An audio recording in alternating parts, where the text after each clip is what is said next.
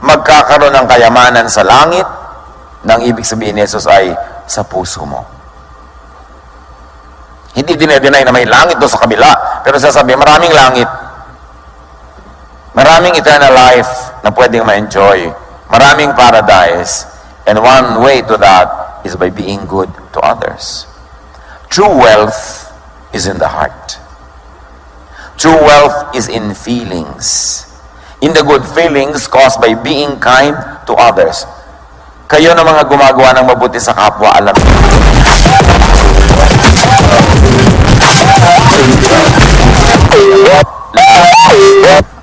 Huwag na kayo mag-antay na mamatay para maramdaman yung langit. Kaya napakaraming mga langit na pwedeng maranasan. Pero ang sabi ni Jesus, the way is kindness. Sabi ni Jesus, sige, ibenta mo yung mga ari-arian, ibigay mo sa mahihirap, at yung mga hindi mo pa naramdaman before, kasi hindi mo pa ginawa yan before, mararamdaman mo, malalaman mo ibig sabihin ng heavenly feeling. Pagkatapos niyan, bumalik ka at sumunod ka sa akin. Makakasunod ka kasi alam mo na yung feeling eh. You will go where I am because you have taken the way that I take, and it is the way of love. It is the way of kindness. Hindi ka pwedeng sumunod sa akin kung physical lang ang pagsunod mo. Pupunta ka sa pupuntahan ko, gagawin mo ang ginagawa ko, pero hindi mo naman nararamdaman yung nararamdaman ko. Kailangan, doon tayo magkaisa sa nararamdaman. At mararamdaman mo lang yung nararamdaman ko. You will have my heaven in your heart if you do it my way. And this is, be kind. Nandun ang sikreto. Matthew 25:21. The master answered, doon sa kinalugdan niya na manggagawa, you did right. You are a good servant who can be trusted. You did well with that small amount of money. So I will let you care for much greater things. Come and share my happiness with me. So yun yung sinasabi ni Jesus, come, follow me. Come with me to heaven.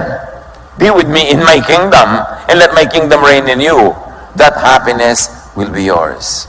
And the way is through kindness. Follow me. Sabi ni Jesus, be with me in happiness, in my kingdom, in that so-called heaven. Follow means I will reign in your heart, and your heart will be my kingdom. Your heart will be heaven within you. Kaya sabi niya, the kingdom of God is within you. Nasa puso. Kailangan nararamdaman mo. Kasi ramdam pag naghahari sa iyo ang Diyos. At sa pagpapatuloy ni Jesus, at sa kwentong ito, narinig ng mayaman yung sinabi ni Jesus, nalungkot. Pagkarinig nito, malungkot na umalis ang binata sapagkat siya'y napakayaman. So you see, malungkot is negative feelings. Ang sinasabi ni Jesus, come and share my happiness, that's positive feelings. And what makes the difference between negative and positive feelings is your willingness in your actual deed to be kind. So malungkot siya, negative feelings, kabaligtaran ng positive feelings or happiness, meaning ang malungkot means non-heaven, and it could be hell. So you can have heaven, you can have heaven, you can have hell in this life as well. You don't have to wait to die. Kasi pag malungkot ka, hell yun. Pag masaya ka, heaven yun. At sinabi ni Jesus, maraming kasiyahan, maraming daan para sumaya, at isa ang tinuturo ko sa yung pinaka-epektibong paraan para magkaroon ka ng langit sa iyong puso. Gumawa ka ng mabuti, maging mabuti ka at mabait sa kapwa. Pero nalungkot siya kasi ayaw niya mag-share. Mas mahal niya ang kayamanan higit sa kapwa-tao, which means mas mahal niya ang kayamanan kaysa kanyang sarili, kasi ang sabi, mahalin mo ang iyong kapwa tulad ng pagmamahal mo sa iyong sarili. So kung hindi mo mahal ang iyong kapwa, ang totoo nun, hindi mo rin mahal ang iyong sarili. Sa pag-maintain mo ng kayamanan, akala mo minamahal mo ang sarili mo? No. Kasi yun ang naging hadlang para ka nga sumaya, edi hindi pala. Mas mahal niya ang kanyang sarili higit sa langit, higit sa Diyos, higit kay Jesus. Therefore, hindi totoong ibig niyang sumunod kay Jesus. Yung maiksing kwento na yun, pag in-analyze mo, sabi niya, Master, gusto ko ba sumunod sa inyo? Talaga? O sige, my way is the way of kindness. You want to take it my way? Do it my way, then be kind. How can I be kind? well, give your money to the needy kasi they are very needy. Not that pag susunod ka kay Jesus, gusto niya maubos ang kayamanan mo rin. No. Alam kasi ni Jesus na ang hadlang sa taong ito, yung pag-ibig niya sa kayamanan niya eh. Kaya hindi niya maibig ang kapwa at ang lingid sa kanya, hindi rin niya maibig ang kanyang sarili dahil ang first love niya, pera. Marami mga tao, mga kapatid, ang pag-first love, pera, pati sarili, hindi mamahalan tama. Lumilikha ng mga kaaway para lang sa pera. Mahal mo ba yung sarili mo? Lumilikha ka ng kaaway?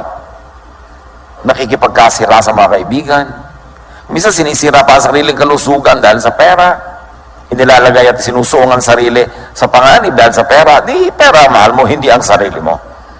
Kaya sabi ni Jesus, linawin mo muna yan. Kung talagang gusto mo sumunod sa akin, magkalinawan. Kailangan, hindi pera ang number one mong love.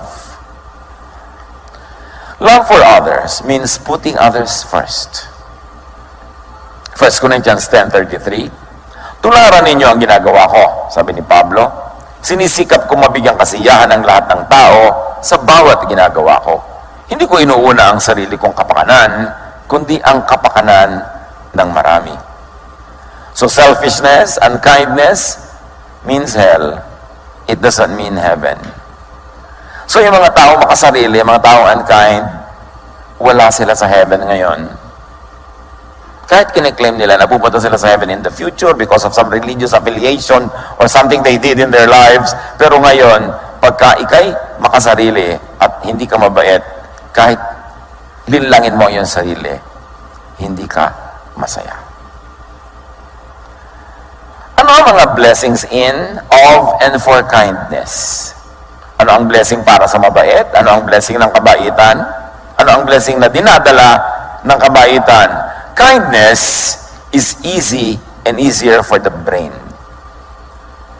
Interestingly, there's been a lot of scientific studies on the brain and on the emotions and the lifestyles of people. At marami ng findings ang siyensya, and one of that is mas madali maluwag ang isip ng taong mabait. Mas madaling dalhin ng isip ang kabaitan kaysa yung kabaligtaran nito. Why? Because humans are social beings. And we succeed more easily by cooperating with others. Kahit nga, di ba, yung mga hunter dogs, pag naghahunt sila, sama-sama para sila magtagumpay. Even lions, when they hunt, sama-sama sila para magtagumpay. Ang mga isda, ang dami nila nagsasama-sama para pag may kumain sa 10, may buhay pang 20 para magtagumpay yung species nila. Laging ang tagumpay sa cooperation. And cooperation, for it to happen, needs interconnection. At sa interconnection, makakasali ka lang sa interconnectivity ng mga kapwa mo kay mabait. Mapupuwera ka pagka hindi ka mabait, pag ayaw nila sa'yo, pag galit sila sa'yo, mas maloob nila sa'yo, puwera ka. That's why kindness is hardwired into our brains. Studies of the brain, studies of the mind have discovered that really the mind is designed for kindness. That the mind is more at peace, it is more rested, it is happier when it is doing acts of kindness. And it has been found out that it takes more effort for our brains to be unkind than to be kind. Obserbahan nyo mga kapatid, talaga naman nakakapagod yung maging selfish. Nakakatanda, nakaka-stress. Bakit? Selfishness makes the brain consider and analyze a lot more things. Selfishness makes the brain work harder or hard. Yung pag selfish ka, iniisip mo, paano ko kaya maiisahan itong mga taong ito? Paano ko kaya iiwasan itong utang? Paano kaya ako tataka sa mga mamamas ko? Paano kaya ako makakalamang? Paano kaya ako magmumukha-mukhang mahirap para walang lumapit sa akin at magpatulong? Paano ko kaya masosolot tong isang row ng silya na ito? Paano ko kaya makukuha ang gusto kong kuhanan? Selfishness makes you work so hard. Pagod ang utak ng mga sarili. Selfishness is stressful. Nakakatanda. Yung masyadong karamutan. Maraming isipin ang makasarili. Maraming isipin yung unkind. Bukas pa lang may pupuntahan ngayon, dinedesign ako paano siya makakalundag sa pila. paano maiisahan ng mga kamag-anak niya sa mga mana pag namatay yung matanda. Yung ang daming binabalak ng taong selfish. Pagod ang isip niya. Hindi tahimik. Matthew 5:43, narinig niyo yung sinabi, ibigin mo ang iyong kapwa at kamuhian mo ang iyong kaaway. Ngunit ito naman ang sinasabi ko, ibigin ninyo ang iyong mga kaaway at ipanalangin ninyo ang mga umuusig sa inyo. Bakit yun ang turo ni Jesus? Doon tahimik. O may kaaway ka, pinag-pray mo, di nawala na yung galit mo, pinadawad mo na siya. Kasi galit na galit ka at isip ka ng isip ng paraan kung paano ka makapaghiganti. Mas madaling maging mabait. Mas madaling maging mabuti. Kaya sabi ni Jesus, sundin nyo ang aking paraan. Marami kayong kaaway, patawarin nyo, ipanalangin nyo. O pinipilit niya hingin ng jacket mo, ibigay mo t-shirt mo, tahimik ka. Sabi niya, you know what? My yoke is easy. My burden is light. You will find rest for your souls. Agawan kayo ng agawan sa kaprasong mana, agawan kayo ng lupang mamanahin na nasa kuko ng namatay nyo magulang. Nag-aaway-away, generational gulo para sa kaprasong bagay. So nyo, alam nyo, ibigay nyo, magpatawad kayo, panalangin nyo sila, ang beneficiary nun kayo, kasi matatahimik kayo eh. Unsociable individuals are disadvantaged. Why? Because struggle is a fact of life. And sociability and cooperation are equally important. Kaya yung kindness, altruism, yung talagang unreserved goodness to others is present in nature, even in animals and plants. Ang tawag ng mga biologists dyan, survival of the selfless. It helps the group to survive and to win. Kaya hayop, kaya halaman. Alam niyo mga halaman, pag nasa gubat kayo o maraming puno, tumingala kayo sa taas, makikita niyo ang mga dahon nila hindi nagpapatong-patong. Meron silang ino-observe na mga boundaries. Kaya pag meron ditong malaking halaman, meron ditong isang halaman, ang gawin niya, dito siya pupunta para hindi sila magagawan. Ma-observe niya yan. At ayon sa mga pag-aaral, very interesting, ang mga ugat ng halaman ay nag-uusap. May interconnectivity ang mga ugat-ugat. Pagka merong mga kapwa nila halaman na kulang sa nutrient, naglilipat yung ibang ugat sa kanyang lugar para makuha nung nangangayayat na halaman. Pag may isang halaman na ina-attack ng mga insekto o mga kalaban, nagsesend siya ng signal through the roots to announce it to the others para maihanda nila ang kanilang sarili. Kaya sa ilalim ng lupa, maraming nagaganap sa mga ugat-ugat ng mga halaman. Makikita natin yan. It's very, very wonderful na kung visible lang to the human eye, the interconnectivity of the roots.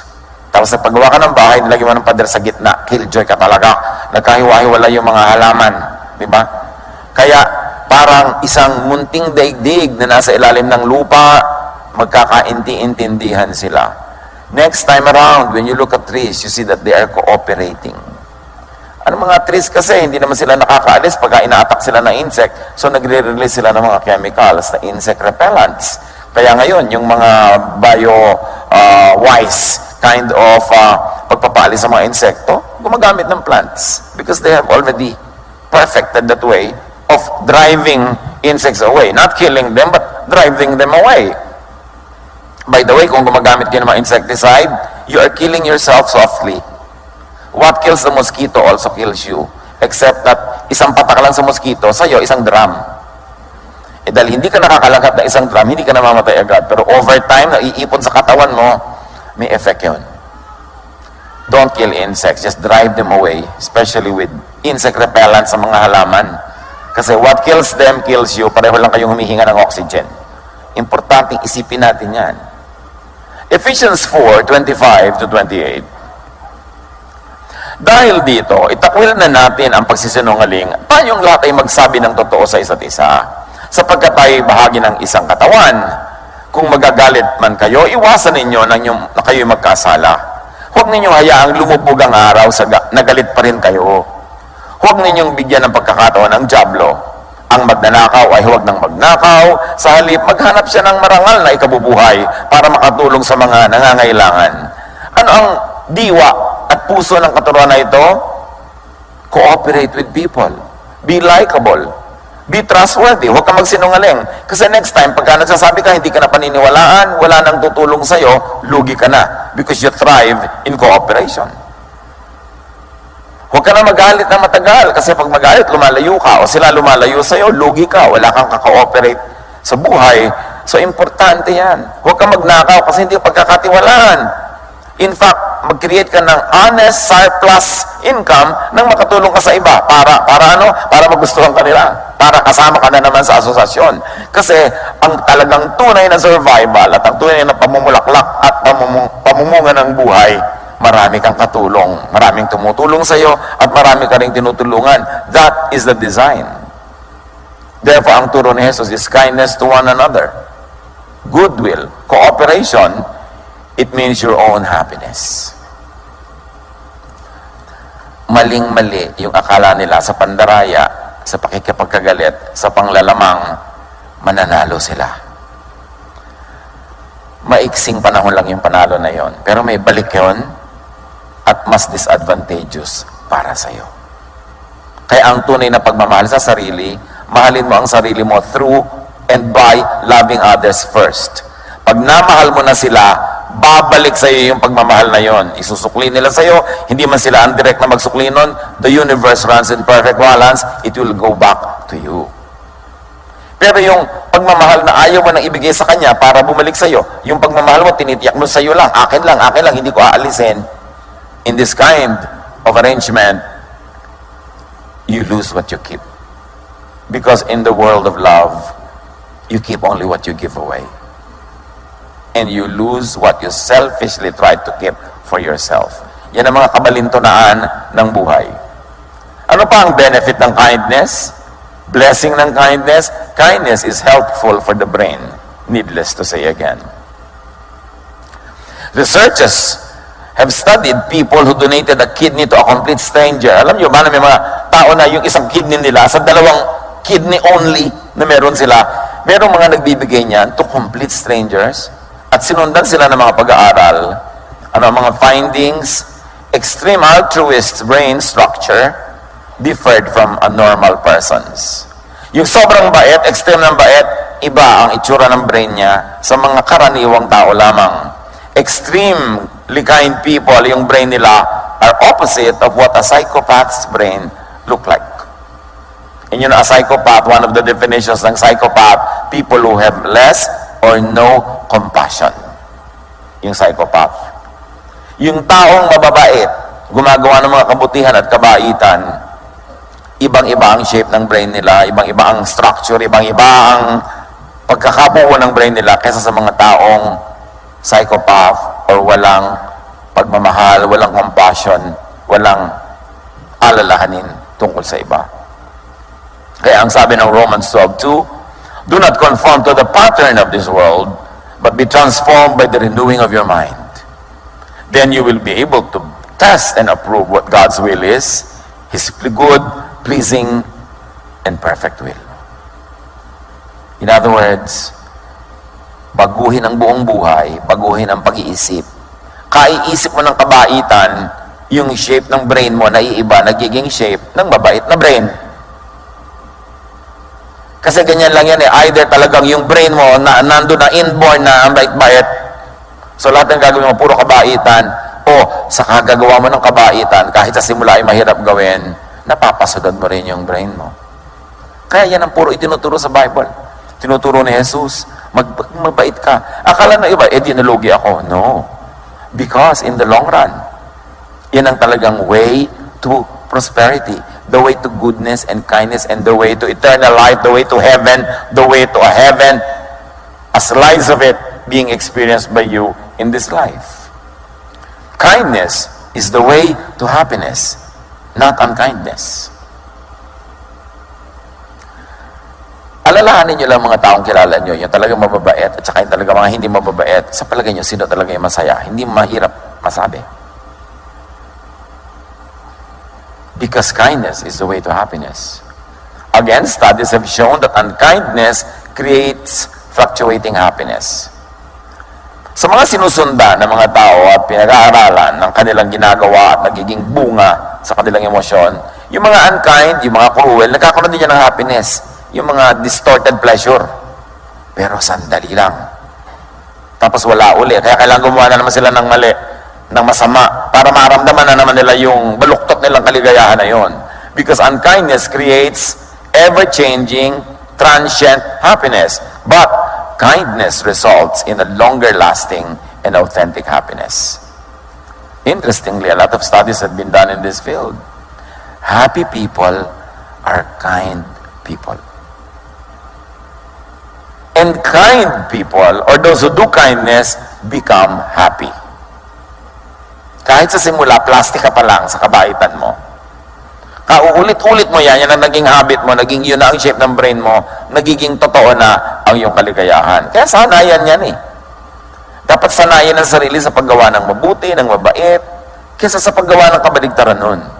James 3:16, sapagkat saan man nagahari ang inggit at makasariling hangarin, maghahari din doon ang kaguluhan at lahat ng uri ng masamang gawa. So pag inggit ka, makasarili, selfish, mapanira, ang kasunod nun gulo. Parami ng paraming mga kasamaan, ipinunla mo kasi ay kasamaan. Philippians 2:1-4, do nothing out of selfish ambition or vain conceit. Why? Because it will isolate you from people. Rather, in humility, value others above yourselves. Why? You will be liked. And you will be included in the web. And you will be a winner. Together with everyone else. Not looking to your own interest, but each of you to the interest of others. Cooperation. Because in life, it is a cooperative that will flourish. Kaya baligtad yung mga itinuturo sa mga bata ngayon, be competitive, be competitive. Dapat lagi ikaw manalo, dapat lagi ikaw manalo. You will isolate them from their friends, from their classmates. You will isolate them from their cousins. Pag laging gusto nyo, sila yung winner. And nobody likes the winner. Especially the losers, they hate the winners. Kaya dapat ang tinuturo natin sa mga bata, cooperate.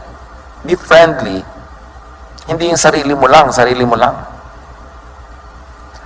Kindness always wins. Kindness never goes unpaid. Akala lang natin, lugi kapag mabait ka. No, because the universe has one basic rule, balance. Lahat ng negative, tutumbasan ng positive. Lahat ng positive, natutumbasan ng negative. Balance ang bunga niyan. And I don't mean negative in the negative way. Laging may balance. So pag nagbigay ka, may tatanggapin ka. O kaya nagbigay ka kasi nauna ka nang nakatanggap eh. Pag tumigil ka ng pagbibigay, tanggap ka ng tanggap, titigil din yung pagdating sa'yo kasi walang balance. So kung gusto mo yung tinatanggap mo, dating ng dating, bigay ka rin ng bigay para yung balance tuloy-tuloy, may flow. Ngayon, bigay ka ng bigay, nauubos ka na. No, because a vacuum will always attract something. So kabibigay mo, nauubos ka, babalik yan ng universe. Kindness never goes unpaid. Kindness is rewarded with an overall health, physical health, and then emotional and social goodwill, peace of mind, health of the mind, which is really wealth. Paikot-ikot siya. May relasyon. People who volunteer to help others, according to studies, lose weight. Baka biglang maraming mag-volunteer. People who volunteer to help others have lower cholesterol levels, lower blood pressure, lower incidences of heart problems. Kaya yung equation na yun. But all things being equal, yun ang point. All things being equal, yung mabait, matulungin, they lose weight, they have lower cholesterol levels, they are happier, they live longer. Siyempre gusto ng Diyos yung mababait, humaba buhay. Baligtad yung sinasabi na bang, ay, masamang damo, mahaba buhay. No!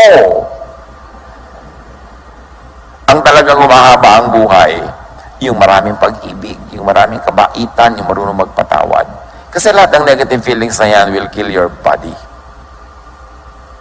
Proverbs 28:27, those who give to the poor will lack nothing, but those who close their eyes to them receive many curses. You see all of the verses, no? Agreeing with all the scientific findings. Or, say it another way, the scientific findings agree with what the Bible had said long ago. Na talagang malaking blessing maging mabait. Ano yung mga curses pagka hindi ka mabuti sa kapwa? Marami yan. Pero isa dyan is guilt. Kasi tao ka, may kaluluwa ka, may espiritu ka, nilikha ka ng Diyos. Kahit ignorin mo yung guilt mo, meron. So merong latent guilt, hindi visible. Yan ang nakakalikha ng maraming sakit. Kaya marami mga tao, di ba, may sakit, hindi malaman sa laboratory kung anong dahilan. Maring espiritual. Because we are spirit, body, soul. Hindi lang tayo body. Ang nakikita lang ng laboratory test, body. Hindi nila nakikita yung spirit. Pero yung spirito na negative, emotion na negative, nakakapagkasakit yan. Kaya ang itinuturo ni Jesus lagi, alisin mo yung negative emotion, magpatawad ka, humingi ka ng tawad, makipagkasundo ka, be humble, doon ka lulusog. And kindness multiplies. Nakakatuwa ang nangyayari ngayon sa ating bayan, itong pumutok na bulkan na ito, hindi yun ang nakakatuwa, kundi ang daming taong tumutulong. We have sent our own people to the field to do relief work. Ang remark ng mga tao, alam niyo po, sabi nila, nung pumutok ang bulkan, doon din pumutok ang aming tiyan, sa dami namin kinakain. Kasi ang dami nagpapadala. Kuminsan nga, oversupply na yung iba, kaya kailangan lang management. Pero, dumadami ang kabaitan dahil ang mga tao natin inspired sa overall kalagayan ng ating bansa ngayon, inspired sa maraming magagandang halimbawa ng mga civic leaders natin, inspired sa ginagawa ng mga churches. So, sila man, lumalabas din yung kanilang mga blessing kasi na-encourage sila na yung kabaitan side nilang ilabas at hindi yung kasamaan side. Ganun yun eh. Pag kami naunang naging masama, alba sa inyong magkakapatid, nagiging maramot din lahat. Pero pag may naunang maging mabait, lumalabas din yung mabait side mo. Kaya ng ating gawain, mga anak ng Diyos, yung ilabas mo yung good side mo na galing sa Diyos para yung kapwa mo ma-encourage na yun din ang ilabas niya. Because kindness multiplies. Obserbahan nyo ang mga pamilya na uso karamutan, yung malamot. Minsan may nagpasimulan yan, either yung tatay o nanay o yung kuya o yung ate. So na yung uso sa pamilya nila yun. May nagpauso. Dapat ang pausuhin natin yung kabaitan, yung kabutihan. Kasi meron din kabaitan bawat isa na pwede nilang ilabas kung nai-inspire sila. Kung na-encourage sila. Kindness spreads. Kindness leads to a chain reaction of others doing acts of kindness as well. To themselves, to others, to you. 2 Corinthians 9:11. Pasasaganain niya kayo sa lahat ng bagay upang mas marami ang inyong matulungan. Sa gayon, lalong darami ang magpapasalamat sa Diyos dahil sa inyong tulong na dadalhin namin sa kanila, sabi nitong mga workers. What was the context? Merong taggutom noon sa isang bahagi ng mundo. Itong mga Corinthians collected a lot of blessing para ipadala nila doon sa mga kapatiran, specifically sa Jerusalem. At sabi, alam nyo, dahil sa ginagawa nyo yan, marami magpapasalamat sa Diyos. At alam nyo ba na pag may nagpapasalamat sa Diyos, lalong ginaganahan ng Diyos na mag-blow out. So dahil sa ginagawa nyo, magpapasalamat sila, lalong babaha ang blessing, magiging mabuti para sa ating lahat. Kindness opens the heart and then the mind. Yes, iba talaga yung heart sa mind, but that's another topic. But you begin with the mind, you can affect the heart. When you affect the heart, you can go to the mind. Kahit ano yung bukas na entry point, doon ka pumasok. Yung mga kamisa mo, alam mo, may kutob ako, heart yun. Kasi yung mind mo, may iba sinasabi. Yung intuition, ganyan, parang dapat agree. Merong tao na andyan sa mo, bakit kaya parang mabigat ang dugo ko sa kanya? Wala namang masabi yung mind mo na dahilan. It is your heart speaks. And most of the time, unless baloktot ang puso mo, tama yung kutob. Kasi may ibang nagsasalita sa iyo. You are a spirit. You are a spiritual being. And so the spirit world also speaks to you. Sometimes, in spite of what the material world tells you. Kaya marunong ang tao, dapat makiramdam sa ganito mga bagay. But kindness opens the heart and the mind. The more giving one becomes, the more one becomes forgiving. Napakaganda nun. Don't get even. Huwag gumanti. Forgive an offense. Kung hanggang ngayon, dala-dala nyo pa sa puso nyo yung mga offenses na natanggap nyo kung kani-kanino, bit-bit nyo pa, dala-dala nyo, pasan-pasan nyo, bitawan nyo na para kayo mapahinga. Karangalan na magpatawad. Katalinuhan na hindi pumatol. Colossians 3:13, bear with each other and forgive one another. If any of you has a grievance against someone, forgive as the Lord forgave you. What will it lead to? Restoration, unity, kindness, happiness. They are very interrelated. Do not return an offense. Huwag gumante. Do not take revenge. Isang malaking kahangalan na magiganti. Tumabla. When you get even with people, it means you go down to their level. Pag pumatol ka, bababa ka sa kanilang kalagayan, pareho na lang kayo. So ano ba ngayon ang pagmamalaki mo? Pareho na lang kayo. Romans 12:17-18, do not repay anyone for evil. Be careful to do what is right in the eyes of everyone. If it is possible, as far as it depends on you, live at peace with everyone. Kind people bless others. Kind people are blessed by the Lord and by others. And blessed people are kind. It's a cycle. Turuan niyo po kami, Panginoon, kung paano gagawing totoong-totoo ito sa pang-araw-araw naming buhay.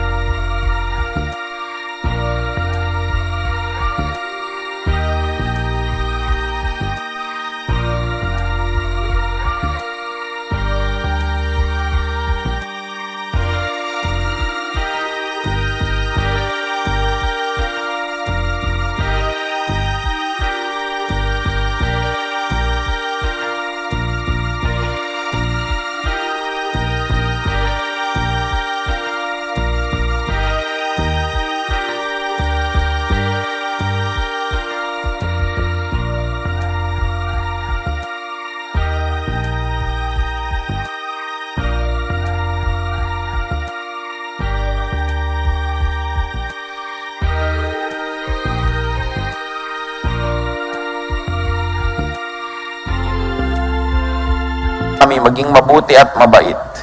Mabuti sa isip, mabait sa gawa. Hindi lang sa isip, kundi may gawa. Turuan niyo kami, Lord, to start a cycle of goodness and kindness, of unity, of wholeness, cooperation, fruitfulness. At kung meron sa aming nakulong sa mga cycles of negative feelings, of anger, of revenge, give us that enlightenment so we can get out of it. At magsimula kami ng cycles of love, of goodness, of kindness. Mabuti para sa aming kapwa, mabuti rin para sa amin.